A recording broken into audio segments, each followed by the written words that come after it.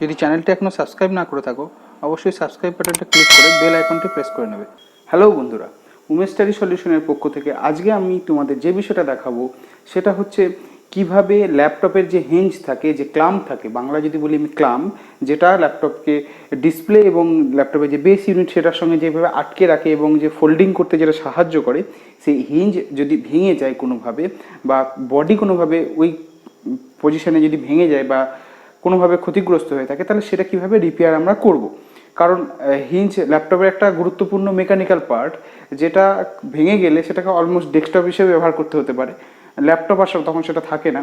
এই হিঞ্জ যদি নতুন কিনতে যাই বাজারে খুবই দুর্মূল্য এবং যেটা খুঁজে পাওয়াও খুব টাফ ব্যাপার বর্তমানে, যে কোন মডেলের কোন হিঞ্জ সাপোর্ট করবে, সেটার দাম কত হবে, সেটা প্রচণ্ড দামি হতে পারে বা খুঁজেই পাওয়া যাচ্ছে না হতে পারে। সেক্ষেত্রে আমাদের একটা ইজি সলিউশন আমাদের দরকার, যেটা আমাদের খরচও কম হবে এবং সহজেই সেটা আমরা ঠিক করে নিতে পারবো।